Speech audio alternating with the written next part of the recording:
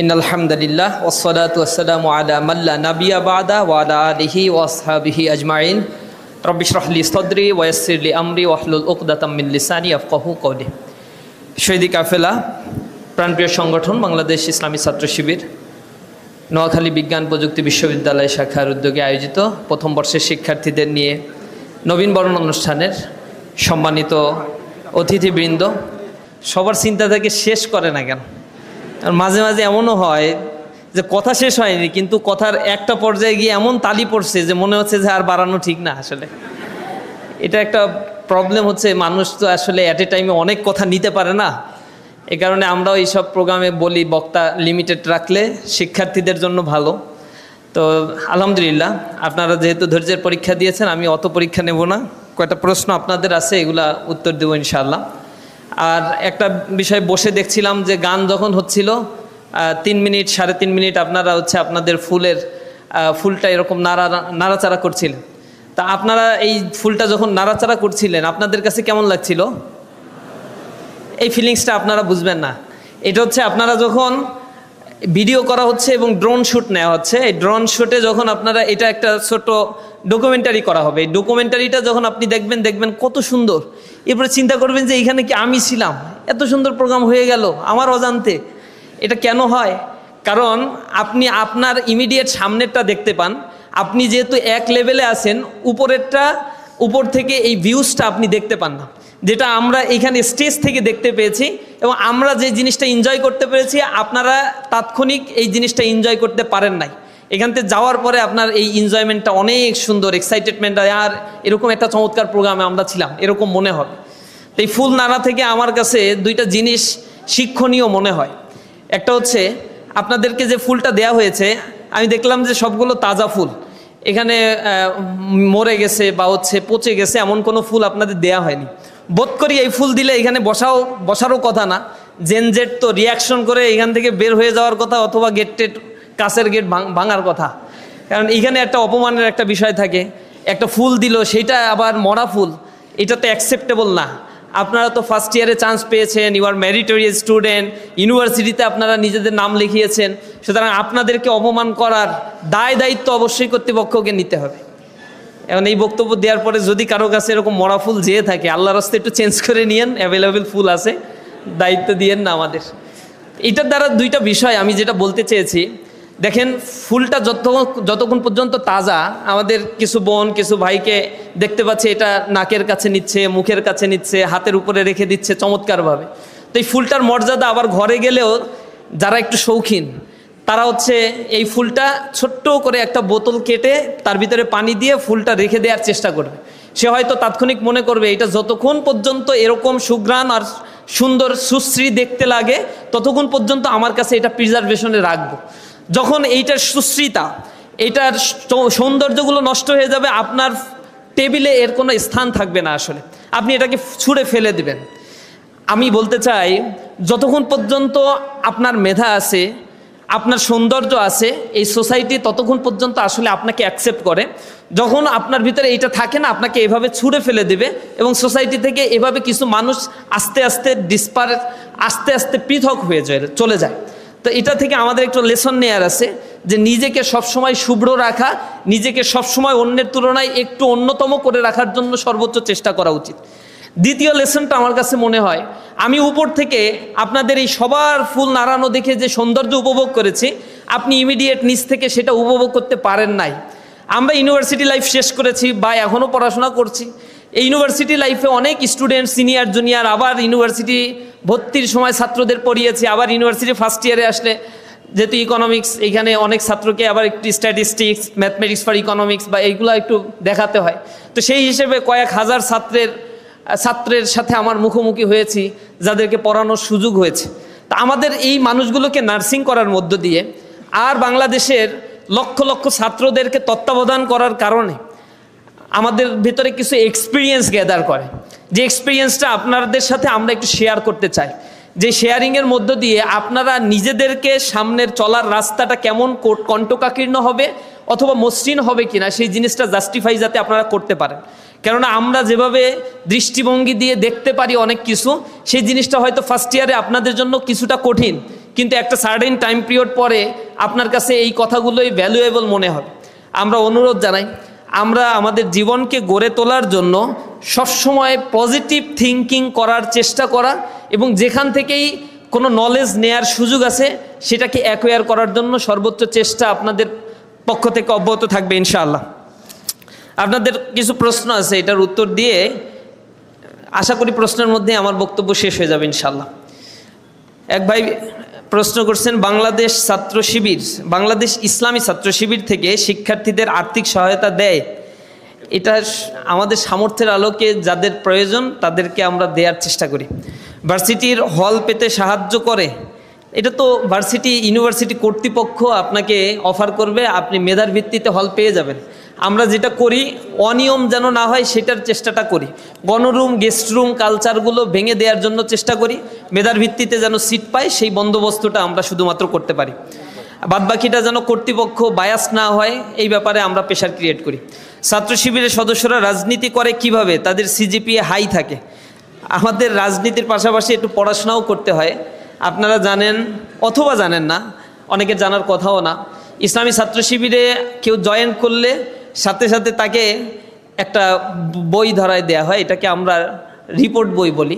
ওই রিপোর্ট বইয়ের মধ্যে 14টা 15টা কলাম থাকে, তার মধ্যে 4র্থ নম্বর বা 5ম নম্বর কলামে থাকে পাঠ্যপুস্তক অধ্যয়ন, লাস্টের দিকে একটা কলামে থাকে পত্রপত্রিকা অধ্যয়ন নিয়মিত করেছে কিনা, এরপরে একটা অংশের ভিতরে ক্লাসে উপস্থিতি ঠিকমতো করেছে কিনা, এই জিনিসগুলো তাকে প্রতিদিন লিখতে হয়।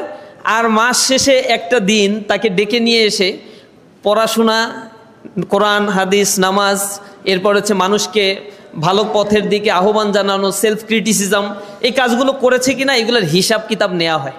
এই হিসাব কিতাব আবার স্তর ভিত্তিক কঠিন এবং সহজ করা হয়। যারা নিউ কামার সংগঠনে ইন্ট্রেন্স করে তাদেরকে ইন্সপাইরেশন দেওয়া হয়, আর যারা ছাত্র শিবিরের একটু লিডার টাইপের হয়ে যায় তাদেরকে এর উপরে এমফাসাইজ করা হয়।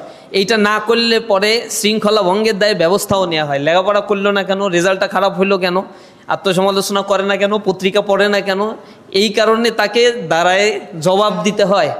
যার ফলশ্রুতিতে এই বেচারা তার জীবনের সময়গুলোকে ম্যানেজ করে চলতে বাধ্য হয়, এবং সেই পেশারের মধ্যে তাকে নিয়ে আসা হয় যেটা তার বাবা মাও হয়তো কখনো কল্পনাও করতে পারে না।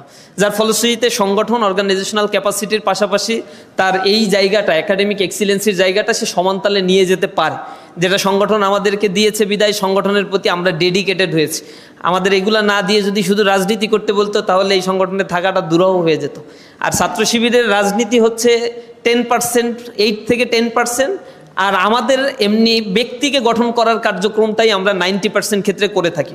পলিটিক্যাল অ্যাওয়ারনেস প্রয়োজন আছে, কিন্তু অতিমাত্রায় পলিটিক্যাল অ্যাফিলিয়েশন আমরা পছন্দ করি না, প্রতিবাদ করি।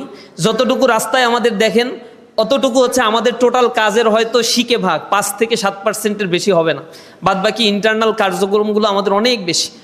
এখন ডাকসু ইলেকশন শেষ হলো, জাকসু চলছে। এখানে ডাকসুতে আলহামদুলিল্লাহ ছাত্র শিবির তো প্যানেল সহ বিজয় অর্জন করছে, জাকসুতেও আলহামদুলিল্লাহ প্যানেলের 90%-এর উপরে ইনশাআল্লাহ রেজাল্টের ফলাফল দিবে, আমরা আশাবাদী বিজয় অর্জন করবে ইনশাআল্লাহ। তো আলহামদুলিল্লাহ এখন টাকসু এগুলাও আছে সামনে। তো এগুলো তো আমাদের রেগুলার কাজ, এক একটা শাখা বাস্তবায়ন করে। অন্য অন্য সংগঠনে দেখবেন যে টোটাল ফোর্স এখানে ইনভলভ, আর আমরা বাংলাদেশে ঘুরে ঘুরে এইসব প্রোগ্রাম করে বেড়াচ্ছি। তার মানে আমাদেরকে আসলে যে কোনো একটা জিনিসে এত বেশি কনসেন্ট্রেশন দিতে হয় না, কারণ ছাত্র শিবির একজন ছাত্রকে ছোট থেকেই একেবারে গ্রুমিং করে করে এমন ক্যাপাসিটি গ্রো আপ করে যে যার কাজ সেই করে, এর বাইরে অন্যদেরকে অযাচিত এক্সারসাইজ করতে ডাকাও হয় না কখনো। এরকম একটা কাজ আমার কেন্দ্রের 30 জন সেক্রেটারিয়েট মেম্বার আছে, আমরা মাত্র 30 জনের বডি দিয়ে পুরো বাংলাদেশ চালাই। আমাদের এরকম 700 সদস্য বিশিষ্ট কমিটি নাই যে যারা নামই চেনে না, ওরকম সিস্টেম না আমাদের। তো এই 30 জনের মধ্যে 2 জন 3 জন ইনভলভ আছে এই কাজের জন্য, বাকিরা সারা দেশে ঘুরে ঘুরে এইসব প্রোগ্রাম আদি বা নিজেদের লেখাপড়া নিজেদের কাজ নিয়েই ব্যস্ত আছে। আমরা কোনো নেতার পিছনে ঘুরে ঘুরে সময় ব্যয় করাকে অপছন্দ করি। আমরা যখন হাঁটি অনেকে আমাদেরকে বলে যে আপনি একা একা হাঁটতেছেন, ক্যাম্পাসে গেলে বলে একা একা, টিচাররা বলে একা একা তুমি। তো আমরা বলছি আমার সাথে কে আসবে, কে যাবে, আমার পকেটে টাকা আছে যে তারে আমি চালাইতে পারি। আর আমাদের সংগঠনে কাউকে নেতার পেছনে ঘোরানো সম্পূর্ণ অপছন্দ করা হয়। নেতা তার মতো করে ঘুরবে। গত 2 দিন ধরে ডাকসুর বিপিজিএস যখন ক্যাম্পাসে একা একা হাঁটতেছে, কিছু ছাত্র দেখে বলছে বিপিজিএস একা একা হাঁটে, এটা আশ্চর্য লাগছে তার কাছে। তো ওদের কাছে জিজ্ঞাসা করছে ভাই একা, বুঝতে তো একাই তো, আমি তো ছাত্র, আমি একা ধোকা পাবো কোথায়? ধোকা চলতে গেলে তো পকেটে টাকা উল্টাপাল্টা ইনকাম করতে হবে। ডাকসুর বিপিজিএসে তো উলট পালট ইনকামের সুযোগটা নাই, তার তো আসলেই স্কোপটা খুবই লিমিটেড। সুতরাং আমাদের সংগঠন ছোটোবেলায় যখন সংগঠনে ইনক্লুড হয়, ছাত্রদেরকে আমরা সেভাবে গড়ে তোলার চেষ্টা করি। তো এরকমও না, আবার অনেকে আবার প্রাথমিক পর্যায়ে প্রশ্ন করে যে ছাত্র শিবির কি শুধু মেধাবীরাই করতে পারে? একটা টক শোতে গিয়ে এক দলের বড় একটা দল, তার নেতা আমার জিজ্ঞাসা করতেছে যে এই প্রশ্নের উত্তর ছাত্র শিবিরকে দিতে হবে, যে ছাত্র শিবির কি শুধু মেধাবীরাই করতে পারবে যাদের সিজিপিএ 3.5-এর উপরে? যদি এর নিচে হয় তাহলে কি শিবির করতে পারবে না?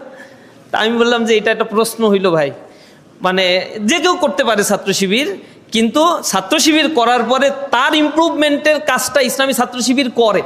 আমি বলি যে পূর্বে তুমি কি করে আসছো, it doesn't my considering factor. এখন তুমি কি এখন থেকে চিন্তা করো আর নিজেকে গড়ে তোলার জন্য চেষ্টা করো। পুরাতন নিয়ে যে চিন্তা করতে থাকে ও পেছনেই পড়ে থাকে। আমার পেছনে কি হয়েছে এটা আমি কখনোই রিগেইন করতে পারবো না। সুতরাং আমার জন্য বেটার অপশন হচ্ছে ভবিষ্যতে আমি আসলে কোন দিকে যাব সেটা নিয়ে আমাকে চিন্তা করা। অতটুকু চিন্তা করতে পারলেই হবে ইনশাআল্লাহ। তো আমাদের জনশক্তিকে আমরা এইভাবে পজিটিভ সেন্স নিয়ে গড়ে তোলার জন্য চেষ্টা করি। ইসলামী ছাত্র শিবিরে আমি কেন যোগ দেব তার যথাযুক্তি চাই। আর ইসলাম দলগুলো ইসলাম প্রচার করে, তাহলে বিভক্তি কেন দলগুলোর মধ্যে? একটা দল হয়ে কাজ করলেই তো হয়। ইসলামী ছাত্র শিবিরে যোগদান করতে তো আপনাকে আমি বলি না, আজকের প্রোগ্রাম থেকেও আপনাকে খুব হাত পাও ধরা হবে না। আমরা এরকম এই কিছুদিন আগে এপ্লাস সংবর্ধনা করেছি সারা বাংলাদেশে, এবং কৃতি শিক্ষার্থীদের নিয়েও সংবর্ধনা করছি। সেখানে শিক্ষার্থীরা লক্ষ 19 লক্ষ পরীক্ষার্থী অংশগ্রহণ করেছে, 13 লক্ষ পাশ করেছে আর 6 লক্ষ ফেল করেছে। ওই 6 লক্ষ নিয়েও আমরা প্রোগ্রাম করছি যে ফেল করছো কেন, পাশ করতে হবে এখন। এটা হচ্ছে আমাদের প্রোগ্রামের থিম। আর এ প্লাস পেয়েছো, আরও ভালো করতে হবে, এ প্লাস পাওনি, এ প্লাস পাইতে হবে। এই 3 ক্যাটাগরির প্রোগ্রামে লক্ষ লক্ষ ছাত্রদেরকে ইনক্লুড করা হয়েছে। তো সেখানে আমরা কাউকে বলি নাই যে তোমাকে আজকে ডেকে নিয়ে আসছি শিবিরে জয়েন করো। আমরা তাদের ইমপ্রুভমেন্টের কাজটা করেছি। এখন আমাদের অ্যাক্টিভিজম দেখে যদি তোমার ভালো লাগে যে না এখানে গেলে নিজেকে গড়া যায়, আত্মিকভাবে তৈরি করা যায়, একাডেমিক এক্সিলেন্সি হয়ে তৈরি করা যায় এবং নেটওয়ার্কিং ডেভেলপ করা যায়। আমরা অর্গানাইজেশনকে বলি it's not only so called traditional political student organisation, but also it's an separate institution. Institution আপনাকে morality, integrity, sincerity, academic excellence করে গড়ে তোলার জন্যই মূলত কাজ করে থাকে। তা আমি কেন সংগঠনে এসেছি? আমার বাবা দাদা, আমার পূর্বপুরুষ বা পূর্বতন কোনো পুরুষের হিস্ট্রিও আমি শুনি নাই যে ছাত্র শিবির করছে। তো I am the first person, but I am not the last person. কারণ আমার পরে আমার ভাই ব্রাদার, আত্মীয় স্বজন যা আছে সবাই ছাত্র শিবির করতে চায় বা করে বা এটাতে আকর্ষিত হয়েছে। তারা পূর্বপুরুষদের দেখে আমি আসি না, আমি আসছি আমার ভাইদের আচার আচরণ দেখে, ছাত্র শিবিরের আচার আচরণ দেখে। আসার পরে যখন দেখেছি যে না, নিজেকে গঠন করার একটা সুন্দর প্ল্যাটফর্ম, আমি যুক্ত হয়েছি। তো আপনার কাছে যদি অন্য কোনো প্ল্যাটফর্ম এরকম বেটার মনে হয়, আপনার কাছে বেটার অপশন থাকলে ইউ ক্যান গো। আপনি নিজেকে গড়ে তুলতে হবে। ছাত্র শিবির মানুষ গড়ার কারিগর হিসেবে কাজ করে, কাউকে ইনফোর্স করে এই সংগঠন করতে বাধ্য করে না। সুতরাং আপনাকে এই যুক্তি আমি আসলে হাজারো যুক্তি দিব না যে আপনাকে এই কারণে ছাত্র শিবির করতেই হবে। আমরা শুধু ইনভাইট করি যে আমাদের অ্যাক্টিভিটিসগুলো আপনি একটু দেখেন, পছন্দ হলে আপনি আসতে পারেন। We call you the rules of Islam, the way of Islam, the guidance of Islam. If this means politics to you, then this is our politics. আমরা আপনাদেরকে এরকম সৌন্দর্যের দিকে ডাকি, ইসলামের সৌন্দর্যের দিকে, জীবন গঠনের দিকে। আমি যখন ইন্টারমিডিয়েটে পড়তাম তখন আমার এক বন্ধুকে আমি দাওয়াত দিচ্ছি, তখন সে আমাকে বলছে যে একাও ভালো থাকা যায়। তখন আমি আসলে এত ভালো বক্তব্য বা ওই বুঝাইতে এত ক্যাপাসিটি আমার ছিল না। আমি তাকে শুধু লাস্টে একটা শব্দ বলছিলাম যে একা ভালো থাকা যায় না, তুমি পারবা না। সে বলছিল আমি পারবো, চ্যালেঞ্জ দিলাম। তো চ্যালেঞ্জ দিল। তারপরে তো আমি ভার্সিটিতে ভর্তি হয়ে পরে আর তার সাথে কখনো দেখা হয় না। সেদিন 14-15 বছর পরে দেখা, 12-13 বছর পরে প্রায় দেখা হইলো তার সাথে। তো তখন এই কথাগুলো তাকে একটু স্মরণ করিয়ে দিলাম। তো জীবনের এই পথ চলায় সে অনেক পেছনে আছে, স্মোকিং করছে, পারিবারিক বিচ্ছেদ, নানা ঘটনা তার সাথে ঘটে গেছে। আমি তখন জিজ্ঞাসা করলাম নামাজ কি 5 ওয়াক্ত হয়? কি অবস্থা, পরিবারের সাথে সম্পর্কটা কি ভালো আছে? মাথা নিচু করেছিল। আমি ওই সময় বলছিলাম যে অনেক ভালো থাকা যায়। মানুষ একা ভালো থাকতে পারে না, শয়তান তাকে টেনে ধরে এবং শয়তান এটা চ্যালেঞ্জ করছে। কোরআন শরীফের মধ্যে আপনারা যারা আস্তিক আছেন তাদের জন্য এই বক্তব্যটা। কোরআন শরীফের ভিতরে শয়তান যখন আল্লাহ রব্বুল আলামিনের কাছ থেকে কয়েকটা পাওয়ার এক্সারসাইজ করলো, পাওয়ার পেল। পাওয়ার পরে সে বলল যে আল্লাহ তুমি আমাকে কিয়ামত পর্যন্ত বাঁচার তৌফিক দাও। আল্লাহ বলল যে ঠিক আছে, তুই আমার এতদিন ইবাদত করছিস, দিলাম এটা। দ্বিতীয় অপশন বললো মানুষের শিরা উপশিরায় রন্ধে রন্ধে ঢোকার তৌফিক দাও, দিলাম। এরপরে সে বলছে ফাবিমা আগওয়াইতানি লাআকউদান্না লাহুম সিরাতাকাল মুস্তাকিম, যেহেতু আপনি আমাকে পথভ্রষ্ট করে দিয়েছেন, তাহলে আপনি জেনে রাখেন আপনার সাথে আমি চ্যালেঞ্জ করে ছাড়লাম, আপনার বান্দা যখন সিরাতাল মুস্তাকিমের পথে চলবে আমি তার সামনে আসন লাআকউদান্না লাহুম, আমি তার সামনে আসনকারী দিয়ে বসে থাকবো। বসে থাকবো বলছে, শব্দটা এরকম ব্যবহার করে নাই লাআকউমান্না লাহুম সিরাতাকাল মুস্তাকিম, আপনার বান্দারা যখন ভালো পথে চলবে আমি তার সামনে দাঁড়িয়ে থাকবো দৃঢ় পদে, এটা বলে নাই। দাঁড়িয়ে থাকলে ধাক্কা দিলে সে সরে যায়, ধাক্কা দিলে তার কদমটা নড়াচড়া করে, কিন্তু কেউ যদি বসে পড়ে তখন তাকে টেনে হিঁচড়ে তার আসন থেকে সরাতে হয়। শয়তান শব্দ চয়নের ক্ষেত্রে সো মাচ স্মার্ট, সে শব্দ ব্যবহার করেছে, আরবিতে একটা শব্দ ব্যবহার করা হয় ডাবল তাকিদ, ডাবল দি, যেটাকে ব্যবহার করা হয় এমফ্যাসাইজ করার জন্য। এটাকে বলা হয় লাআকউদান্না, লামে তাকিদ ওয়া নুনে তাকিদ বা নুনে সাকিলা। আরবি গ্রামার যারা বুঝেন তারা বুঝতে পারবেন, এটা হচ্ছে ডাবল গুরুত্ব দেওয়া হয়। অবশ্যই অবশ্যই শব্দের অর্থ হচ্ছে অবশ্যই অবশ্যই, এর উপরে আর কোনো শব্দ আরবি গ্রামারে সাধারণত ব্যবহার করা হয় না, ডাবল ইমপ্যাসাইজ করা হয়। এই ইমপ্যাসাইজ দিয়ে শয়তান বলছে অবশ্যই অবশ্যই আমি বসে থাকবো, তার মানে সে কিয়ামত পর্যন্ত এই কাজটা সে করবে, সে কমিটেড। এবং সিরাতাল মুস্তাকিমের পথটা কি, আপনারা যারা সূরা ফাতিহা পড়ে নামাজ পড়েন তারা পড়বেন প্রতি ওয়াক্তে আলহামদুলিল্লাহি রাব্বিল আলামিন আর রহমানির রহিম মালিক ইয়াউমিদ্দিন এখানে একটা আছে ইহদিনাস সিরাতাল মুস্তাকিম, আমাকে সিরাতাল মুস্তাকিমের পথ দেখাও। তো এটা কি সিরাতাল মুস্তাকিম, পরের আয়াতে আবার আল্লাহই ব্যাখ্যা করছে সিরাতাল্লাযীনা আনআমতা আলাইহিম, ওই রাস্তায় যেই রাস্তায় তোমার প্রিয় মানুষরা চলে গেছে, তুমি যেটাকে পছন্দ করো, অর্থাৎ নবী, সিদ্দিকিন, শুহাদা, সালেহিন, এই মানুষদের রাস্তাটা হচ্ছে সিরাতাল মুস্তাকিমের রাস্তা। আর পরের অংশে সূরা ফাতিহায় পড়ি গায়রিল মাগদুবি আলাইহিম ওয়ালাদ-দাল্লিন, যাকে তুমি পথভ্রষ্ট করে দিয়েছো এটা হচ্ছে বাতিল গোমরাহির রাস্তা, এই রাস্তায় আমাকে পরিচালিত করো না, এটা হচ্ছে ইবলিসের রাস্তা, শয়তানের রাস্তা। তো শয়তান এখানে চ্যালেঞ্জ করে বলছে আপনার বান্দা যখন ওই নবীর রাস্তায় চলতে চাইবে, ভালো পথে চলতে চাইবে, তখন আমি তাকে বাধাটা আসলে দিব। এখন মানুষ তো আমাদের জেনজিডের জন্য মনে হয় এই আয়াতের এক্সটেনশনটা আল্লাহ এরকম করে আমাদেরকে শিখাই দিয়েছেন। প্রশ্ন তো আমরা করতে ছাড়ি না যে ঠিক আছে সামনে থেকে তুমি বসে থাকলে পিছন দিক থেকে দৌড় দিব। শয়তান তখন পরের অংশে বলছে সুম্মা লাআতিয়ান্নাহুম মিন বাইনি আইদিহিম ওয়া মিন খালফিহিম ওয়া আন আইমানিহিম ওয়া আন শামাইলিহিম, আমি তার সামনে পেছনে ডাইনে বাঁয়ে চারিদিক থেকে ঘেরাও করে রাখবো। পালাবে, কোথাও থেকে পালাইতে পারবে না। তখন আল্লাহ রাব্বুল আলামিন এই চ্যালেঞ্জটা শোনার পরে আর ঠিক থাকতে পারে? আল্লাহ তখন শয়তানকে লক্ষ্য করে বলছে ক্বালা খরুজ মিনহা মাযউমান মাদহুরা, তুই এখান থেকে বের হয়ে যা, তুই লাঞ্ছিত হ, তুই অপমানিত হয়। আর তুই জেনে রাখ তুই তো আমার বান্দারে পথভ্রষ্ট করবি, তোর ইত্তেবাজে করবে, সবাইকে মিলিয়ে আমি একসাথে জাহান্নামে পড়ব। তবে এটাও জেনে রাখ যে গুনাহ করার পরে আমার কাছে ক্ষমা চাইবে উপরের অংশ দিয়ে, অর্থাৎ একদিক তো ফাঁকা থাকে, তুই তো চারিদিক ঘেরাও করবি, একদিক ফাঁকা থাকবে না, ওই দিক রহমত দিয়ে আমি তাকে নাজাত দান করব, তার গুনাহ সব মাফ করে দেবো। এবার দেখি তুই কি করিস। মানে এরকম আল্লাহর সাথে শয়তানের একটা বাগ বিতণ্ডা সূরা আরাফের মধ্যে আছে, আপনার পড়ে দেখেন, এর অনেক সূরার মধ্যে এগুলো বলা আছে, এরকম কথাবার্তা কিন্তু হয়েছে। তো আমরা আপনাদেরকে আসলে জাস্ট এই সিরাতাল মুস্তাকিমের রাস্তাটা ধরতে চাই, বলতে চাই, বুঝাইতে চাই। এটা করলে আমরা বলি করাপশন করা যাবে না, দুর্নীতি করলে তোমার জন্য এটা ক্ষতির কারণ হয়ে যাবে। তুমি ঘুষ খেও না, সুদ খেও না, জেনা করো না, ব্যভিচার করো না। তোমাকে উৎকুচ দেওয়া হয়, তুমি এটাকে অনেক সময় রাস্তাঘাটে জরিমানা নেয় কারা, পুলিশ ধরার পরে বলে যে ভাই আপনি তো নিয়ম ভাঙছেন, তাহলে একটু জরিমানা দেন। জরিমানাটা কি বুঝেন না, নিয়ম ভাঙছে, তা নিয়ম ভাঙলে জরিমানার কি আছে? আর জরিমানা যাবে কোথায়? ওনার পকেটে যাবে জরিমানা। ঘুষ তো বলতে পারে না, বলে জরিমানা। ঘুষ ঘুষ না, ঘুষ না, এটা হচ্ছে জরিমানা। উনি জরিমানা আদায় করার অথরিটি হয়েছে। এই জরিমানা আদায় করা তার ঘরে নিয়ে যায়, স্ত্রী সন্তানের জন্য কাপড় কেনে, খাবার কেনে, মুখে হাসি ফুটায়। এগুলো তো আসলে হাসি ফুটানো না, এগুলো মানুষের রক্ত খাওয়ানো।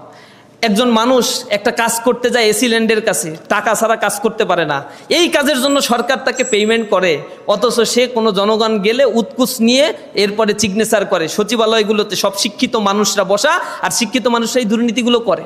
একটা মানুষ কষ্টার্জিত অনেক কষ্ট করে হয়তো একটা টাকা ইনকাম করে এরপরে একটা জমি কেনে, এইটা রেজিস্ট্রেশন করতে যখন ঘুষ দিতে হয়, তার হয়তো দিন নাই রাত নাই ইনকামের টাকাগুলো খরচ করে এখানে ইনভেস্ট করতে হয়, এগুলো মানুষের ঘাম ঝরানো কষ্টার্জিত টাকা। এই টাকা দিয়ে যখন তোমার সন্তানকে তুমি একটা শাড়ি কিনে দাও, চুড়ি কিনে দাও, অথবা কোনো কিছু কিনে দাও, এগুলো মানুষের রক্ত, তোমার সন্তানের শরীরের জনানো সন্তানকে রক্ত খাওয়ানোর সমান। সুতরাং এই সন্তানের কিডনি নষ্ট হবে, এটাই স্বাভাবিক। এই সংসারে সুখ থাকবে না, এটাই স্বাভাবিক। এই সংসার ভেঙে যাবে, এটাই স্বাভাবিক। এই জিনিসটা, এই ইথিক্স, নর্মস, ভ্যালুসটা, এইটা যতক্ষণ পর্যন্ত আমাদের মধ্যে রিসেটেলমেন্ট, রিএস্টাবলিশ না হবে, ততক্ষণ পর্যন্ত আমরা মনুষ্যত্ব বোধ সম্পন্ন মানুষ হই না, আমরা জনসংখ্যায় রূপান্তর হই। আর জনসংখ্যা একটা জাতির ভাগ্যের পরিবর্তন আনতে পারে না। যদি পারতো তাহলে পশ্চিমা ক্ষয়িষ্ণু সভ্যতা আমাদের সামনে এভাবে ধসে পড়ে যেত না। তারা সভ্যতার কথা বলে, কিন্তু অসভ্য বর্বর জাতি হচ্ছে তারা। চিলিতে যান, ৭৬% সন্তান জন্মগ্রহণ করে, but they don't know who is their father. পিতৃ পরিচয় জানে না। খোদ আমেরিকা বিশ্ব সভ্যতার নিদর্শন হিসেবে বিশাল বিশাল দালান কোটা যারা নির্মাণ করেছে, সেখানে সন্তানদের কাছে জিজ্ঞাসা করবেন তোমার বাবার নাম কি, ৪৬% সন্তান তার জন্মদাতা পিতার নামটা আসলেই বলতে পারে না। এগুলো ওয়েস্টার্ন সভ্যতা, ওয়েস্টার্ন ফিলোসফি। ওটিটি প্ল্যাটফর্মের মাধ্যমে এই সভ্যতাগুলো আমাদের কাছে আমদানি করে আমাদের মধ্যে নিউক্লিয়াস ফ্যামিলি তৈরি করার জন্য, আমাদের মধ্যে ফ্যামিলি বন্ডিংস ভেঙে দেওয়ার জন্য, পরকীয়া সম্পর্কগুলো এক্সপ্যান্ড করার জন্য কত পায়তারা যে করা হচ্ছে। আমার কালচারাল হিজিমনি দিয়ে সভ্যতাকে ধ্বংস করে, যুব সমাজকে বিপ্লবী চেতনা থেকে বের করে একটা সমাজ ব্যবস্থাকে ক্ষয়িষ্ণু করে দেওয়া হচ্ছে। আমরা এগুলোর বিরুদ্ধে সবসময়ের জন্যই কথা বলে আসছি। কথা বলি বিদায় ১৫ বছর আমাদের কথা বলতে দেয় নাই, দাঁড়াইতে দেয়নি, প্রোগ্রাম করতে দেয়নি, মারছে, আমাদের যা ইচ্ছা তাই করছে। এমন কোনো খারাপ কাজ নাই যা আমাদের উপরে চালানো হয় নাই। একটা ইউনিয়নের অফিসও আমাদের খুলতে দেয় নাই। একটা প্রোগ্রাম করলেও আমাদেরকে ভিন্ন ভিন্ন নামে করতে হয়েছে, কিন্তু আমরা সারভাইভ করার চেষ্টা করেছি। আমরা বলেছি আমরা হারিয়ে যাব না, তোমরা হারিয়ে যাবা, তোমাদেরকে হারায় ফেলবো আমরা হারাবো না। আমাদের মায়ের খাওয়ার জন্য প্রস্তুত আছি, কিন্তু আমাদের জবান বন্ধ করতে পারবো না, আমরা কথা বলতে থাকবো। তা আমাদের কথাগুলো আপনাদের পছন্দ যদি হয়, সেগুলো জাস্টিফাই করবেন। You are mature enough. আপনাকে কেউ বললেই একটা দল করবেন, এটা হওয়া উচিতই না, কোনোদিনই উচিত না। আপনাকে জাস্টিফাই করেই সংগঠন করা উচিত, অথবা না উচিত, সমালোচনা করা উচিত অথবা না করা উচিত, এটা আপনারা ভাববেন ইনশাআল্লাহ। তো এই মাযহাবগুলোতে ইসলামের সৌন্দর্য, যে কোনো একটা পালন করলেই আপনার পালন করা হয়। আপনি তো ইজতেহাদি ক্ষমতা আপনার ভিতরে নাই, তাকলিদ করার ক্ষমতা আপনার ভিতরে নাই। আপনি তো লক্ষ লক্ষ হাদিস মুখস্থ জানেন না, ইসলামে অ্যানালাইসিস করার ক্ষমতা নাই। ফরজের ব্যাপারে ইউনিক, কোরআন থেকে সাব্যস্ত, কিন্তু নফলের ব্যাপারগুলোতে ইজতেহাদ করে এক এক ধরনের চিন্তা চেতনা করা যাবে, তবে সেটা অবশ্যই সেই মাপের মানুষ আপনাকে হইতে হবে। তো এক একটা দল এক এক ধরনের মানহাজ বা পদ্ধতি নিয়ে কাজ করে, সবারই উদ্দেশ্য হচ্ছে ইসলাম প্রতিষ্ঠা করা। আল্লাহ এক, এর ব্যাপারে কোনো সমস্যা নাই। নামাজ ৫ ওয়াক্ত কোনো সমস্যা নাই। জাকাত দিতে হবে কোনো সমস্যা নাই। ইসলামের ফান্ডামেন্টাল বিষয় নিয়ে কোনো দল কোনো বিভক্তির মধ্যে নাই। বিভক্তিটা হচ্ছে কোন ওয়েতে তারা আসলে এই রাষ্ট্রে ইসলামকে এক্সিকিউশন করবে। এক একজনের এক এক ওয়ে থাকতে পারে, তা না হলে তো সবই তো ঢাকা ইউনিভার্সিটি হয়ে যেত। নোয়াখালী বিজ্ঞান প্রযুক্তির দরকার ছিল, তো নোয়াখালী বিজ্ঞান প্রযুক্তি কেন, এত সাবজেক্ট কেন দরকার ভাই? বাংলাদেশ তো একটা সাবজেক্ট হইলেই তো হয়। এই প্রশ্ন তো করেন না। এগুলো ভার্সাটাইলিটি, এগুলো সৌন্দর্য। ইসলামের মধ্যে এই সৌন্দর্যগুলো আছে, যে যার লজিক দিয়ে তার দলগুলো গঠন করে। এবং ইসলাম কাউকে একটা নির্ধারিত বন্ডিংসের মধ্যে না এনে ইসলাম এই ফ্রি থিঙ্কিংয়ের জায়গাগুলো এক্সপ্যান্ড করে। স্কুল অফ থট ইসলামের যেগুলো রয়েছে সেগুলোর অনবদ্য একটা নিদর্শন। এই চিন্তা শক্তিগুলো ইসলাম আরও বেশি পরিশীলিত করার কথাই বলে। সিরিজ আসসালামু আলাইকুম। শিবিরের আইডিওলজির বাইরে মানুষের শিক্ষার্থীর প্রতি শিবিরের দৃষ্টিভঙ্গি কেমন? যদিও শিবির একটা নৈতিক ও আদর্শবান সংগঠন, তারপরেও কেন জানি অন্যান্য মতাদর্শের শিক্ষার্থীদের কাছে শিবির গ্রহণযোগ্যতা কম। তাই আমার পরামর্শ, পালস বুঝে কাজ করা। আসলেই কি কম? আপনারা পরামর্শ দিবেন, আমরা ওপেন পরামর্শ নিয়েছি। কার বাংলাদেশে কত পরামর্শ আছে সব একসাথে করছি, কয়েক লাখ পরামর্শ হয়েছে। এগুলো এখন পড়ার জন্য লোক নিয়োগ দিছি, তারা পড়তেছে। পড়ে আমাদের একটা ফাইল করে দেবে, আমরা সব পরামর্শ বাস্তবায়ন করবো ইনশাআল্লাহ। ছাত্রদের পালস আমরা যদি না বুঝতাম তাহলে নিঃসন্দেহে বিশ্ববিদ্যালয়গুলো আমাদেরকে স্টুডেন্টরা সাপোর্ট দিত না, আমাদের উপরে আস্থা রাখতো না। আমরা এটা সর্বোচ্চ চেষ্টা করছি। ঢাকা বিশ্ববিদ্যালয়ে এরকম বিজয় অর্জনের পরে আমাদের তো মিছিল করা উচিত ছিল সারা বাংলাদেশে। আমাদের কেন্দ্রীয় অফিসে তো মিষ্টির বন্যা বয়ে দেওয়া উচিত ছিল। তো ঢাকা বিশ্ববিদ্যালয়ে জয়ের পরে আসলে কেন্দ্রীয় অফিসে আমারও যাওয়ার এখন পর্যন্ত সুযোগ হয় নাই। আর কেউ আছে বলেও আমার জানা নাই, কারণ আমরা আজই বাইরে বাইরে এইসব প্রোগ্রাম আদি করে বেড়াচ্ছি। আমাদের এগুলো নিয়ে অতি উৎসাহিত আমি না, এত উৎফুল্লিত না। কেউ আমাদের উপরে আস্থা রাখলে আমরা মনে করি এটা আমাদের রেসপন্সিবিলিটি, তার আস্থার মর্যাদা দেয়া। এখন আমরা যখন বিজয় অর্জন করেছি, ডেকে আমাদের প্যানেলের সবাইকে বলছি 1 বছর সময় ছাত্রদের কাছে যা কমিটমেন্ট দিচ্ছ তার চাইতে বেশি করতে হবে। কত বেশি করবা সেই ব্যাপারে প্রতিযোগিতা করো, কত কম এইটার ব্যাপারে আমরা কোনো জবাব নিব না। যে কমিটমেন্ট দিছো 5 মাসের মধ্যে শেষ করে বাকি 7 মাস 8 মাস যা সময় পাবা এক্সট্রা করবা, এরপরে তোমাদের সাথে কথা আমাদের। তা আমাদের বলে দিছে আমরা আমানতদারিতা সর্বোচ্চ হেফাজত করার চেষ্টা করব এবং সবাই মিলে আমরা ঐক্যবদ্ধভাবে সেই কমিটমেন্ট রক্ষা করার জন্যই চেষ্টা করি। এবং সব বিশ্ববিদ্যালয়গুলোতে ইনশাআল্লাহ আমাদের উপরে শিক্ষার্থীরা যখনই আস্থা রেখেছে আমরা মর্যাদা দিয়েছি। মিডিয়া ট্রায়ালের মাধ্যমে আমাদেরকে মনস্টার বানানো হয়েছে, আমাদেরকে বলা হয় তোমরা রক কাটো। আমরা আসলে বিনিময়ে তাদেরকে বলি না তুমিও রক কাটো, আমাদের বলে তোমরা গুপ্ত, আমরা বলি না তোমরাও গুপ্ত, আমাদের বলে তোমরা সন্ত্রাসী, আমরা জবাবে আসলে বলতে পছন্দ করি না যে তুমিও সন্ত্রাসী। আমাদেরকে বলে তুমি রাষ্ট্রবিরোধী, তুমি রাজাকার, আমরা বলি না তুমিও রাজাকার। যে আমাকে দেউলিয়া করে দিতে চাইবে আমি তাকে বুকে টেনে নিব, যে আমাকে সন্ত্রাসী বলবে আমি তাকে বলবো তুমি আমার বন্ধু। আমার বন্ধু প্রতিম সংগঠনের সাথে যখন টকশোতে যাই অনেক কথা হয়, একটা সময় বিভিন্ন বিষয়গুলো বলে আমরা শুধু হাসি, এবং একটা সময় বলি ভাই আপনাকে আমি খুব পছন্দ করি, আপনি তো আমার বড় ভাই, আমাকে পরামর্শ দিবেন আর আমাদের ভুল থাকলে এগুলো বলে দেবেন। আমাদের সাথে তাদের সাথে ব্যক্তিগত কোনো সম্পর্কের ঘাটতি নাই। প্রবলেমটা হইলো তারা চায় তাদের রাজনীতি, যে কলুষিত রাজনীতি, এইটা টিকায় রাখার জন্য আমাদের উপর ব্লেম দিয়া রাজনীতি টিকায় রাখতে হয়। আমরা বারবার বলছি যদি কর্মসূচি না থাকে তাহলে এগুলো যদি মাথায় না চিন্তা করতে পারেন, আমাদের তো অনেক কর্মসূচি আছে, হাজার হাজার কর্মসূচি করেও পারি না এত সীমাবদ্ধতার কারণে। আমরা কিছু কিছু আপনাদেরকে প্রোভাইড করি, আপনারাও করেন, ভালো কাজে আমরা প্রতিযোগিতা করি। কোরআনে এটা আমাদেরকে আল্লাহ নির্দেশ দিছে তাআওয়ানু আলাল বিররি ওয়াত তাকওয়া, মানে ভালো কাজের জন্য প্রতিযোগিতা করো। তো আমরা সেটার জন্য ফাইটিং করতে রাজি। রমাদানে আপনারা দেখেছেন ওনারা কোরআন এক্সিবিশন প্রোগ্রাম করছে, কোরআন রিসাইটেশন প্রোগ্রাম, তেলাওয়াত কম্পিটিশন করছে। আমাদের এই প্রোগ্রাম তালিকায় ছিল, আমরা বাদ দিয়ে দিচ্ছি। আর বলছি যে না, আমাদের বন্ধু প্রতিম সংগঠন এটা করছে, এটা আমরা করবোই না, তারা করুক। এটা ভালো কাজ করলে আমরা তাদেরকে অ্যাপ্রিসিয়েশন করি, ভালোবাসি, তাদের মঞ্চে যাই, দাওয়াত না দিলেও যাই। এটা আমাদের স্বভাবজাত একটা বিষয়। কিন্তু আমরা কাউকে শত্রু মনে করি না, আমরা সবাইকে প্রতিযোগী মনে করি যে হ্যাঁ ভালো কাজের ক্ষেত্রে তুমি আমার প্রতিযোগী। কেউ আমাকে আঘাত করলে আমি পাল্টা আঘাত করব না। আমরা ধৈর্য ধারণ করি, সর্বোচ্চ ধৈর্যের পরিচয় দিতেই আমরা পছন্দ করি, ইনশাআল্লাহ করব।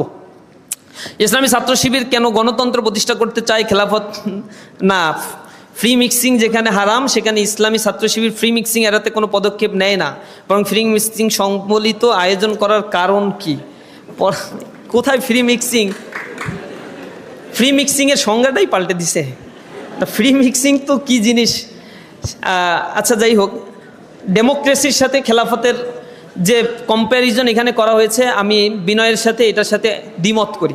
খেলাফত হচ্ছে একটা বিশ্ব ব্যবস্থাপনা, এটার সাথে ডেমোক্রেসি হচ্ছে একেবারে নির্বাচন একটা প্রক্রিয়া। এটা কোনো মতবাদ হিসেবে আমরা মানতে রাজি না, কারণ ডেমোক্রেসির মাধ্যমে আমার বিয়েও হয় না, ডেমোক্রেসির মাধ্যমে আমার সংসার তৈরি হয় না, সংসার বিচ্ছেদ হয় না, আমার কবরস্থ করা হয় না, আমাকে আমাকে আমাকে পোশাক পরতে ডেমোক্রেসির মাধ্যমে বাধ্য করা হয় না।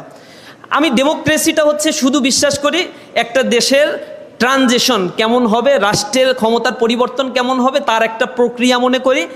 এইখানে কিছু ত্রুটিযুক্ত আছে, সেগুলো সংশোধনের জন্য আমরা এখনো পর্যন্ত বলছি। পৃথিবীর এক এক দেশে এক এক ধরনের ডেমোক্রেটির চর্চা আছে।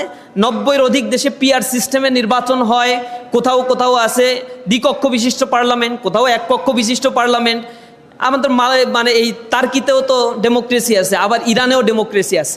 তো ইরানের ডেমোক্রেটিক সিস্টেম এটা আর এক ধরনের। আবার আমি গেছি চায়নায়, সেইখানে সিপিসি সেন্টারে আমাকে নিয়ে যে বড় বড় কমিউনিস্টের নেতারা বুঝাচ্ছে যে আমরাও ডেমোক্রেসি পালন করি। তা আমি খুব অবাক হইলাম যে তোমাদের আবার ডেমোক্রেসি কি? তখন তারা বুঝাইলো যে আমাদের ডেমোক্রেসির নাম হচ্ছে people whole process democratic system. এরপরে তারা দেখাইলো পৃথিবীতে ডেমোক্রেটিক সিস্টেমটা তো আসলেই ম্যাথমেটিক্যালি প্রুভেন, অধিকাংশ মানুষের শাসন ডেমোক্রেসি না। এইটা প্রুভ করে কিন্তু অলরেডি নোবেল পুরস্কারও পেয়ে গেছে। সুতরাং এটা ত্রুটিযুক্ত, এটা রিফাইনারি করার জন্য এক এক দেশে এক এক রকম কাজ, এইগুলো অব্যাহত আছে। এটা যদি কোনো মতবাদ হইতো তাহলে এইগুলো এত কাটাছেড়া, পৃথিবীর এক এক জায়গায় এত ভার্সাটাইলিটি তো থাকার কথা না। আপনারা ইন্টারনেটে ইউটিউবে গিয়ে সার্চ দিয়ে দেখবেন ডেমোক্রেসি নোবেল, এই দুইটা শব্দ লিখলে একটা ডকুমেন্টারি আসবে। এটার কারণে নোবেল প্রাইজ পেয়েছে যে ডেমোক্রেসি ম্যাথমেটিক্যালি প্রুভেন কোনো মানে গুড গভর্নেন্স সিস্টেম না। এইটা প্রুভ করছে কেন? যে মনে করেন অনেকগুলো দল নির্বাচনে দাঁড়ালো, একটা দল 30% ভোট পেল এবং তার ধারের কাছে আর কেউ পেল না, উনি সরকার গঠন করলো। তাহলে 70% ভোট অন্য যারা পেল তারা কিন্তু সরকার গঠন করতে পারলো না। 30% মাইনরিটির শাসন হয়ে গেল ডেমোক্রেসিটা এই ক্ষেত্রে। মেজরিটি শাসন তো হইল না, কারণ আওয়ামী লীগ আজীবন 41%, লাস্ট 13% ভোট পেয়েছে, এর আগে হচ্ছে এরকম 20% ভোট পেয়েছে। তো 20% ভোট পেয়ে 13% ভোট পেয়ে সে একটা দেশ চালাচ্ছে, 80% মানুষই তার বিপক্ষে। এটা কেউ কোন ধরনের ডেমোক্রেসি হইল? ত্রুটিপূর্ণ ডেমোক্রেটিক সিস্টেম। পিআর সিস্টেমগুলো নিয়ে কথাবার্তা হচ্ছে, জাতীয় সরকার গঠনে, এগুলো নিয়ে অনেক আলাপ হচ্ছে। তো এটা কোনো মতবাদ হইলে এরকম যা ইচ্ছা তাই কাটাছেড়া করা যায়? খেলাফতের সাথে এটা তুলনা করা অবান্তর একটা বিষয়। খেলাফত হচ্ছে একটা বিশ্ব ব্যবস্থাপনা। রাসূলের সময় খেলাফত ছিল খলিফাতুল মুসলিমিন, পৃথিবীতে একজনই হন যার অর্ডারে অল অর্ডার পরিচালিত হয়। একটা জোট হবে হয়তো নতুন পৃথিবীতে, এর একটা নতুন মেরুকরণ হবে। খেলাফত ব্যবস্থাপনায় এক এক দেশে আমিন নিযুক্ত হবে। পৃথিবীতে এরকম একটা সময় ছিল, আবার আসবে খেলাফাতু মিন হাজিন নবুয়া, এগুলো এক সময় হবে। পৃথিবীর সিস্টেমগুলো ব্রেক ডাউন হবে।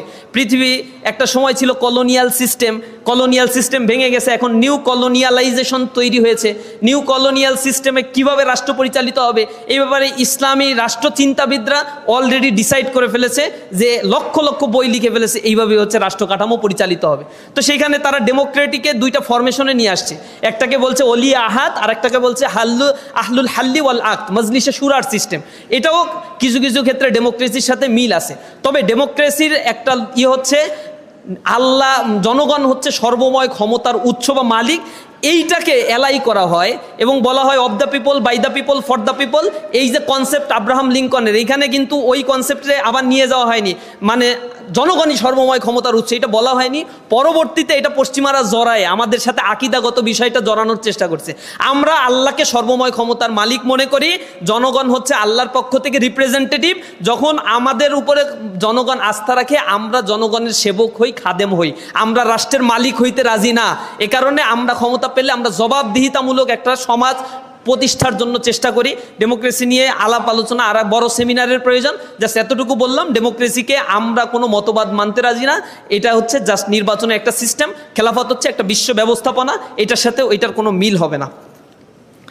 অমুসলিমদের নিয়ে ছাত্র শিবিরের কার্যক্রম কি? ছাত্র শিবিরের সকল কার্যক্রমে অমুসলিম অংশগ্রহণ করতে পারে, সকল কার্যক্রমে, এটাতে কোনো বাধা নাই।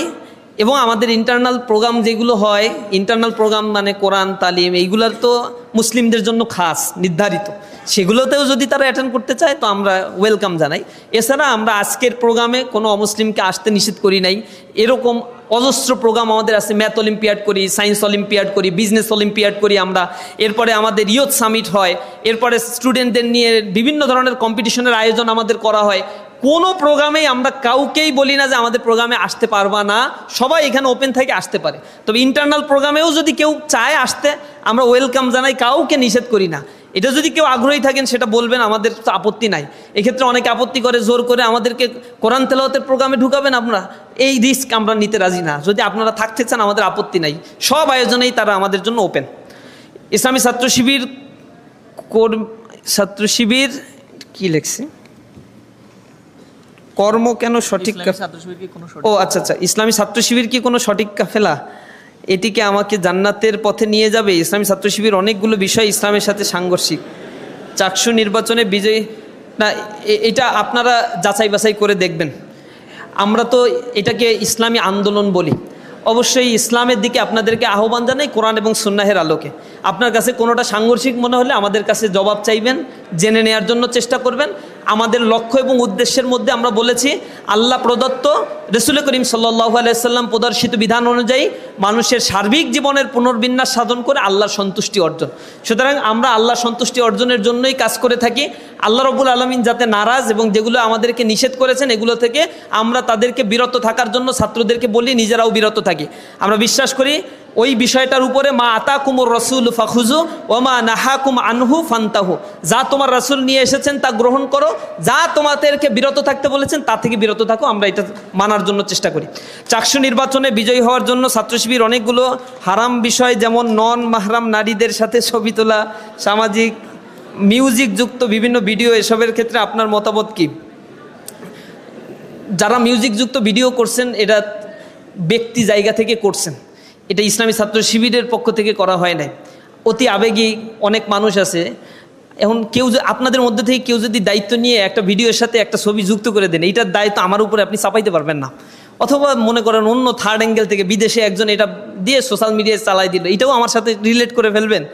আমরা আমাদের জায়গা থেকে শরীয়তের বিধানগুলো মানার চেষ্টা করি।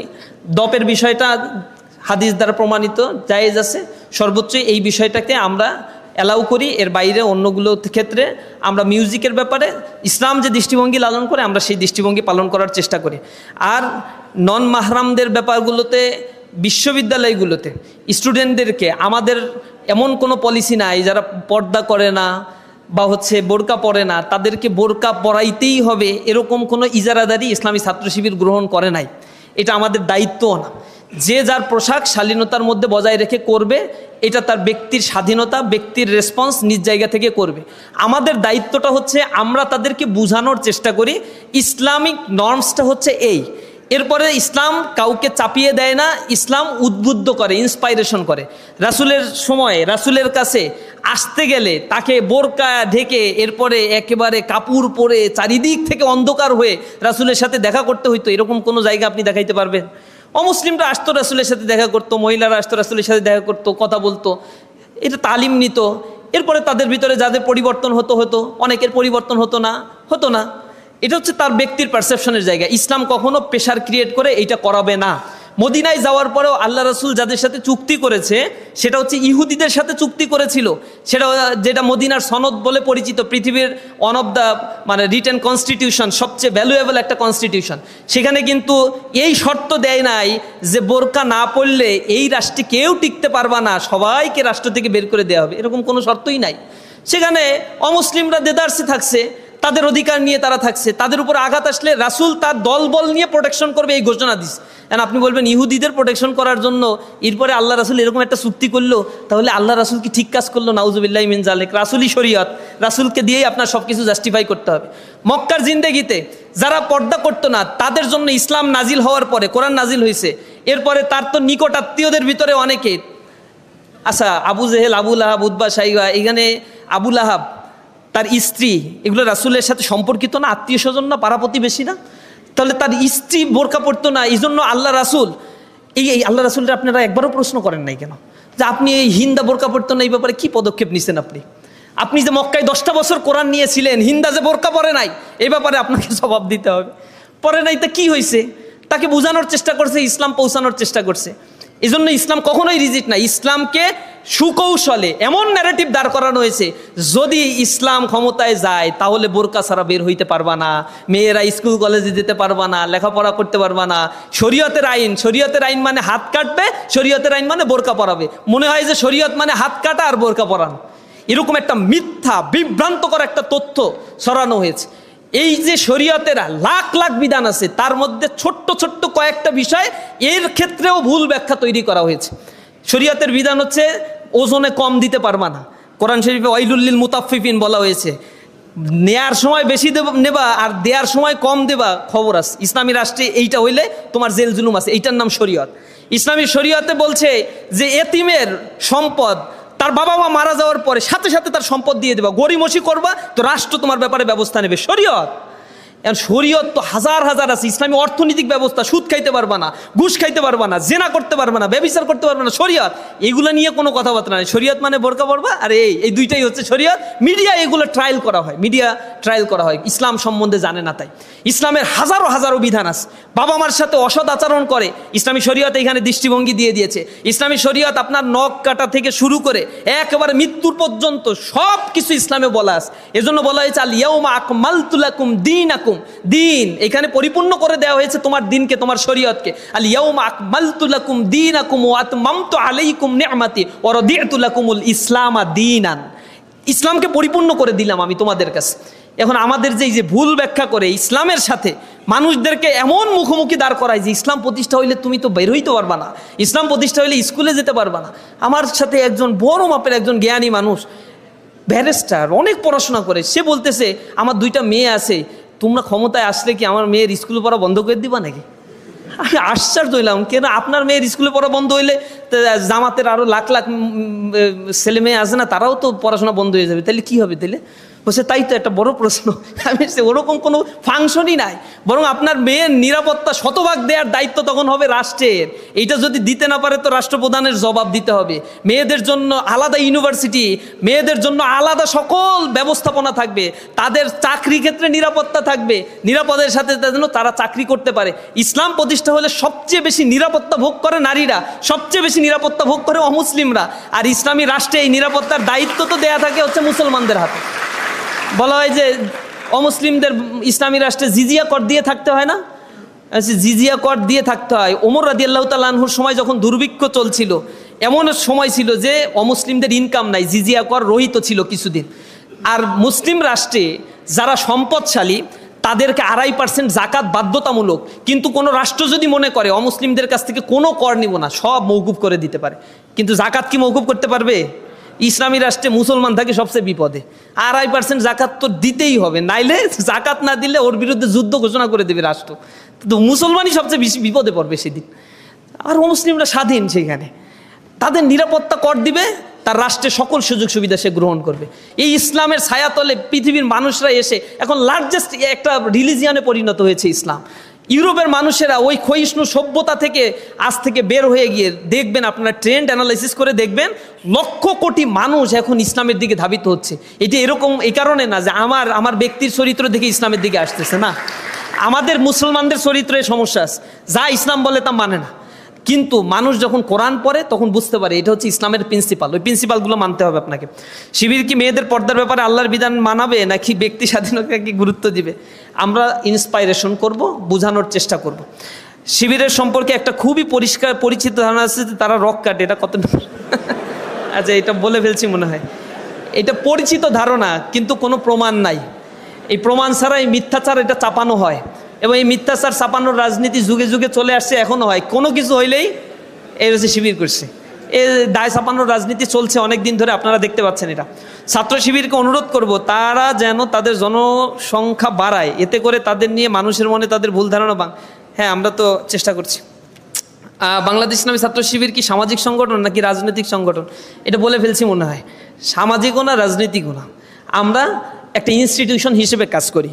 ইনস্টিটিউশনে আসলে যেমন ছাত্র শিবির করলে কোনো ধরনের ইলেকশন করতে পারবেন না, মানে রাজনীতিক পলিটিক্যাল পার্টি যেরকম ইলেকশন করে কোনো মেয়র দ্বারায়, এমপি দ্বারায়, এইসব ইলেকশনে ছাত্র শিবিরে থাকাকালীন সময় কেউ করতে পারে না, তাহলে এটাকে পলিটিক্যাল অর্গানাইজেশন বলতে পারবেন না আপনি। আর সামাজিক সংগঠন শতভাগ বলতে পারবেন না, কারণ পলিটিক্যাল ক্রাইসিস যখন তৈরি হয় আমরা রাস্তায় নেমে যাই। সুতরাং এটার একটা কম্বিনেশন, ব্যালেন্স করার চেষ্টা করি, কারণ আমরা সামাজিক সংগঠন শুধুমাত্র হয়ে থাকতে পারবো না, পলিটিক্যালি নিজেদেরকে আইসোলেট করে। সব কিছুর একটা কম্বিনেশন থাকতে হবে। এই সোসাইটি আমার, সোসাইটির প্রত্যেকটা অর্গানসে আমাকে কন্ট্রিবিউশন করতে হবে। জামাত ইসলামের অঙ্গ সংগঠন কিনা, জামাত ইসলামের অঙ্গ সংগঠন হতে গেলে তো জামাত ইসলামের কনস্টিটিউশনে লেখা থাকতে হবে, আর ছাত্র শিবিরের কনস্টিটিউশনে লেখা থাকতে হবে। এই দুইটা জায়গার কোনো জায়গায় লেখা নাই যে এটা একটা অঙ্গ সংগঠন বা সহযোগী সংগঠন, কিন্তু অন্য অন্যদেরকে এইটা লেখা দেখবেন যে এটা লেখা আছে যে অমুক অমর অঙ্গ সংগঠন। এরপরে রাতের অন্ধকারে রাত 4টার সময় এরকম সিগনেচার হয়ে আমাদের কেন্দ্রীয় সভাপতি চেঞ্জ হয় না। আমাদের কেন্দ্রীয় সভাপতি চেঞ্জ হইতে গেলে সদস্যদের ভোট লাগে। কেউ ইচ্ছা করবে আজকেই আমার পদ সরাই দিবে, এইটার কোনো সিস্টেম আমার সংগঠনে নাই। আমার সংগঠনে যারা ভোটিং পাওয়ার আছে তারা যদি আমার উপরে অনাস্থা জ্ঞাপন করে তখনই কেবল আমার পদ চলে যাবে। আমি আমার সংগঠনের জনশক্তির কাছে কমিটেড। এইখানে আমরা আমাদের ইন্টারনাল একটা ডেমোক্রেটিক চর্চার মধ্য দিয়ে আমাদের লিডারশিপ বাছাই করি। আমাদের যখন বিশ্ববিদ্যালয়ে প্যানেল দিতে হবে, এই প্যানেল দেওয়ার ক্ষেত্রে ইসলামী ছাত্র শিবির গিয়ে কোনো রাজনৈতিক দলের জন্য অপেক্ষা করে না যে লিস্ট পাঠাইছি যারে মনোনয়ন দেবে সে হবে, ওরকম সিস্টেম নাই। আমরা মিটিংয়ে বসছি, আমাদের মতামত এই, এরপরে আমরা আমি যে ঘোষণা দিয়ে আসছি এই হচ্ছে আমাদের প্যানেল, আপনারা এবার দেখেন। আমাদের নিজস্ব এরকম স্বকীয়তা এবং স্বাধীনতা আছে। অঙ্গ সংগঠন হলে এরকম স্বাধীনতা ভোগ করা যায় না। ইসলামী ছাত্র শিবির তার নিজস্ব চিন্তা, নিজস্ব কর্মসূচি, কর্মপদ্ধতি, এগুলো নিজস্ব পরিকল্পনার আলোকে করে। কারো দ্বারস্থ হয়ে বা কারো অধীনস্থ হয়ে এগুলো করতে হয় না আমাদের। এ কারণে আমরা আমাদেরকে বলি আমাদের নিজস্ব গঠন পদ্ধতি বা কর্মসূচির মাধ্যমে আমরা আমাদের কার্যক্রম পরিচালনা করি, কারো অঙ্গ সংগঠন হিসেবে না। সহশিক্ষা হারাম, ফ্রি মিক্সিং আমাদের জন্য না যায়, এটা বলে ফেলছি। ফ্রি মিক্সিং নিয়ে ছাত্র শিবিরের তৎপরতা নেই কেন? অনেকেই ভার্সিটিতে এসে ফ্রি মিক্সিংয়ে বাধ্য হয়।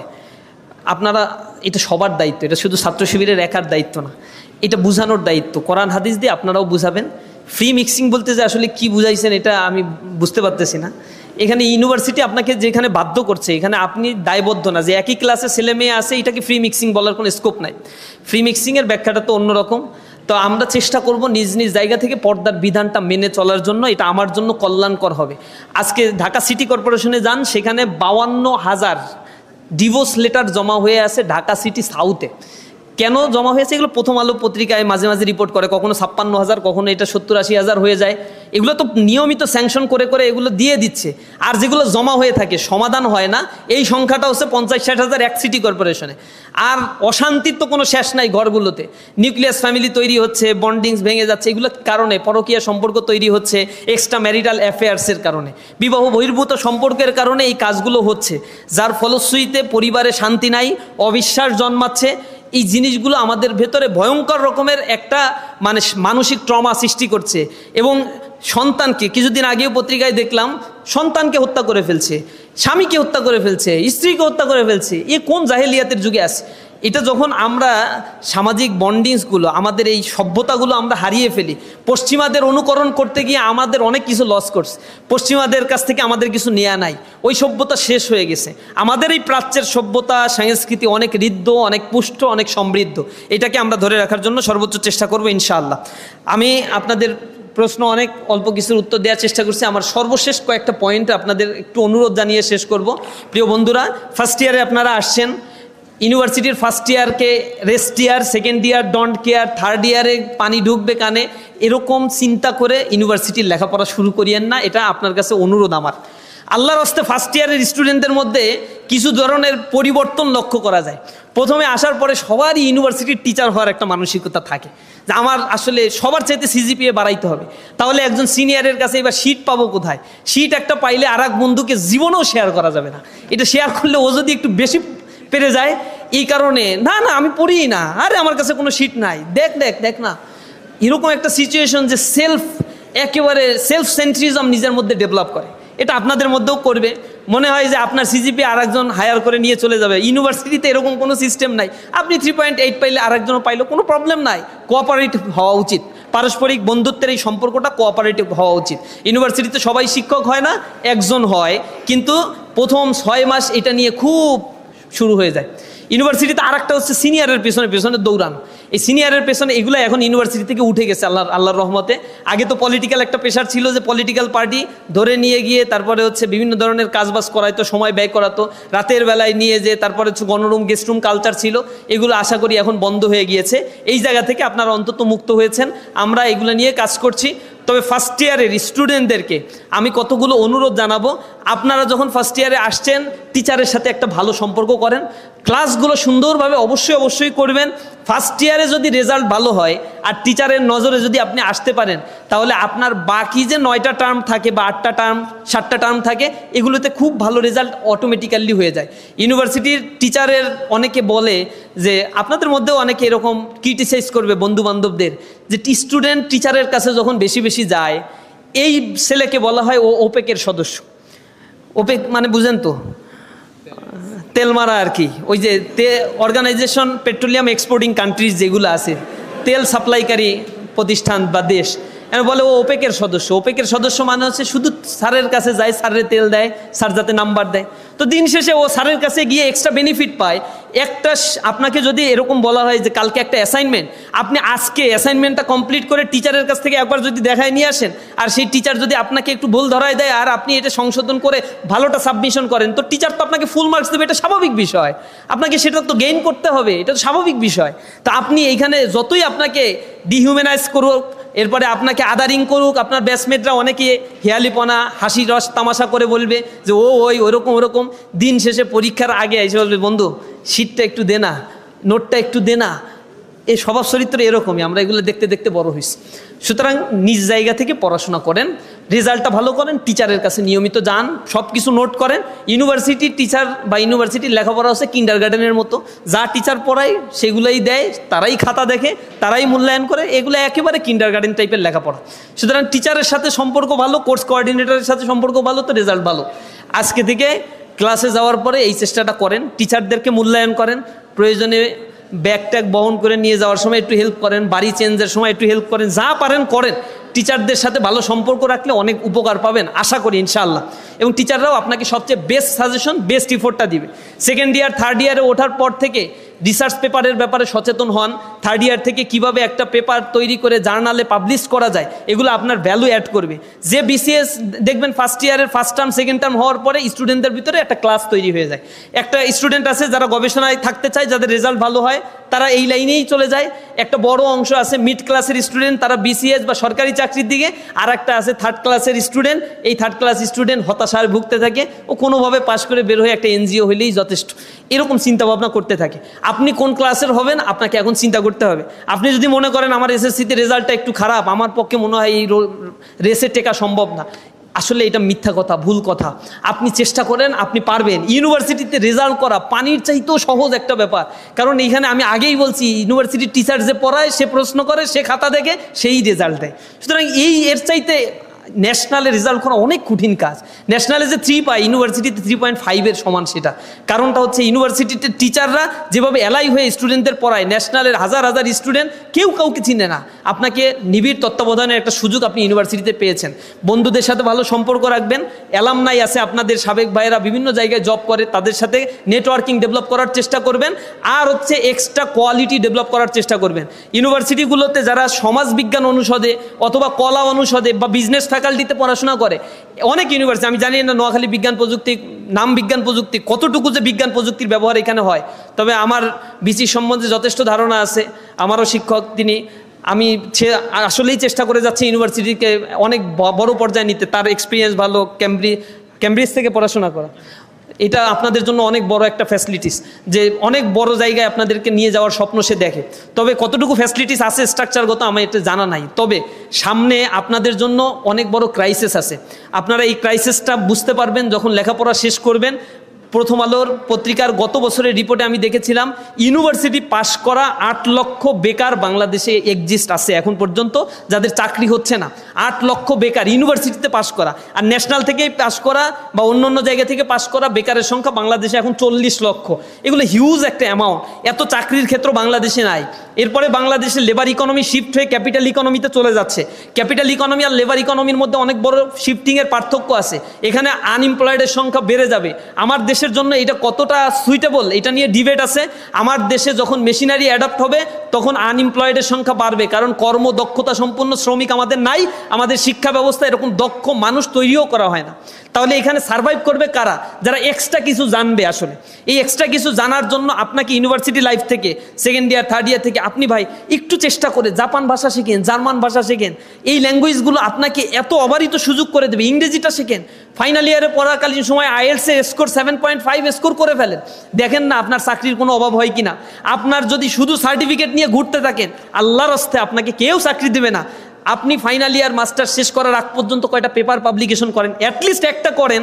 কোনো কিওয়ান জার্নাল, ভালো একটা ইম্প্যাক্ট ফ্যাক্টর আছে এমন জার্নালে কিভাবে প্রকাশ করতে হয়। মাস্টার্স পাস করেছে, আল্লাহর হস্তে ইউনিভার্সিটির মাস্টার্স পাস করা একটা ছাত্র জানে না কিভাবে জার্নাল পাবলিশ করতে হয়। আমি অক্সফোর্ডের একটা ছাত্রের, অক্সফোর্ডে 3 বছরের অনার্স এক ছাত্রের সাথে কথা বললাম, সেকেন্ড ইয়ারের ছাত্র, বলতেছে আমার তো অলরেডি 7-8টা পাবলিকেশন হয়েছে, সেখানে তার জার্নালের মধ্যে কোডিংও অনেক বেশি। আমি অবাক হয়ে যাই যে একটা ছাত্র 18-19 বছর বয়স, অক্সফোর্ডে পড়তেছে, সেকেন্ড ইয়ারে, তার এত পাবলিকেশন। আর আমার ইউনিভার্সিটি, ঢাকা ইউনিভার্সিটিতে পড়ে মাস্টার্সে পড়া 1-2টা পাবলিকেশনও খুঁজে পাওয়া যায় না। যার রেজাল্ট ভালো হবে লেগে থাকেন। সারা পৃথিবী আপনার জন্য ওপেন, ইউরোপ আমেরিকা তো ওপেন, পার্শ্ববর্তী ভারত আপনার জন্য ওপেন। ইউনিভার্সিটিগুলো স্কলারশিপ দেয়, এত স্কলারশিপ দেয়। আপনি যাবেন, আপনার হাজব্যান্ড যাবে, আপনি যদি পুরুষ হন তাহলে ওয়াইফকে নিয়ে যাবেন, পড়বেন, খাবেন, থাকবেন, বাড়ি টাকা পাঠাবেন, এরপরও টাকা ফুরায় না। এমনও স্কলারশিপের ব্যবস্থা এখানে আছে। তবে সিজি ভালো, রেজাল্টের স্কোর ভালো। জার্মানে যান, জাপানে যান, ল্যাঙ্গুয়েজটা শেখেন। এই পার্শ্ববর্তী ভারত যান, চায়নায় যান, ল্যাঙ্গুয়েজটা শেখেন। ল্যাঙ্গুয়েজ আপনাকে অনেক এক্সিলেন্স করে দেবে। এবং এইটা আপনারা ফার্স্ট ইয়ার সেকেন্ড ইয়ারে মোটেও বুঝতে পারবেন না। মনে হয় যে ভার্সিটিতে আসছি এমনিই তো একটা চাকরি হয়ে যাবে। চাকরির মার্কেটে গেলে বুঝতে পারবেন 1% সরকারি চাকরির জন্য কি পরিমাণে কম্পিটিশন সেখানে হয়। রেজাল্ট তো এমনি সাবসিডিয়ারি, এরপরে আপনার প্লাস প্লাস প্লাস প্লাস দক্ষতা কি আছে এইটা ধরে। এআই সম্বন্ধে নলেজ অর্জন করেন। এআইয়ের নলেজ সারা পৃথিবী এখন এআইয়ের উপরে চলছে। নিজস্ব টেকনোলজি ছাড়া আপনি সোশ্যাল সায়েন্সে পড়েন, মনে করেন আমার আমার এআই দিয়ে কি দরকার? সোশ্যাল সায়েন্সের রিসার্চগুলো এআইয়ের মাধ্যমে সম্ভব করা হচ্ছে, অধিকাংশ রিসার্চগুলো করা হচ্ছে। আপনি যাই করেন না কেন, টেকনোলজির নলেজগুলো আপনি গেইন করার জন্য চেষ্টা করেন। আমরা আশা করি আপনারা নোয়াখালী বিজ্ঞান প্রযুক্তিতে পড়েও বিশ্বমানের গবেষক হওয়া সম্ভব। নোয়াখালী বিজ্ঞান প্রযুক্তিতে পড়েও বিসিএসে ফার্স্ট সেকেন্ড ক্যাটাগরিতে ক্যাডার সার্ভিসে ঢোকা সম্ভব। নোয়াখালী বিজ্ঞান প্রযুক্তিতে পড়েও বাংলাদেশ গড়ার জন্য ইম্প্যাক্ট ফ্যাক্টর হওয়া সম্ভব। পৃথিবীর অন্য কোনো জায়গায় লেখাপড়া করতে গেলে আপনারা দেখবেন না তুমি ঢাকা ভার্সিটি না রাজশাহী ভার্সিটি না বুয়েট না নোয়াখালী বিজ্ঞান প্রযুক্তি, ওদের কাছে সবই সমান। কারণ আমার বাংলাদেশের ইউনিভার্সিটির একটাও আসলে পৃথিবীর কিউএস র্যাঙ্কিংয়ের একটা জায়গায় অবস্থান ওদের ঠিকঠাক মতো থাকে না। এজন্য বাংলাদেশের ইউনিভার্সিটি আসলে ওইভাবে চেনেও না কেউ। সুতরাং একটা ইউনিভার্সিটি থেকে প্রাইভেট পড়েও যদি আপনি ভালো করতে পারেন তো আলহামদুলিল্লাহ অনেক ভালো জায়গায় আপনি অনেক ভালো কিছু করতে পারবেন। আপনার লাইফের টার্গেটটা ঠিক করেন, প্রথম এক বছর বা 6 মাস একটু নিজেকে যাচাই বাছাই করার জন্য চেষ্টা করেন আপনার আসলে ক্যারিয়ারটা কোন দিকে নিলে সুইটেবল হবে, সেভাবে আপনি নিজের চেষ্টাগুলো অব্যাহত রাখার জন্য চেষ্টা করেন। তো ধন্যবাদ সবাইকে, আবারও দেখা হবে। সবার সুন্দর জীবন কামনা করি। ইসলামী ছাত্র শিবিরের ডাকে যারা সাড়া দিয়ে এসেছেন তাদেরকে কেন্দ্রীয় সংগঠনের পক্ষ থেকে আন্তরিকভাবে অভিনন্দন জানাই। সর্বশেষ কবি নজরুলের একটা বক্তব্য দিয়ে শেষ করি। তিনি বলেছেন, উষার দুয়ারে হানি আঘাত, আমরা আনিব রাঙা প্রভাত, আমরা টুটাবো তিমির রাত ও বাধার বিন্ধ্যাচল। আমরা তিমির অন্ধকার বিদরিত করে দিয়ে প্রাণে প্রাণে একটি মেলবন্ধন তৈরি করে সমাজ ব্যবস্থাকে এগিয়ে নিয়ে যাব। কাঙ্ক্ষিত একটি লক্ষ্যে এই সমাজকে গড়ে তোলার জন্য চেষ্টা করব।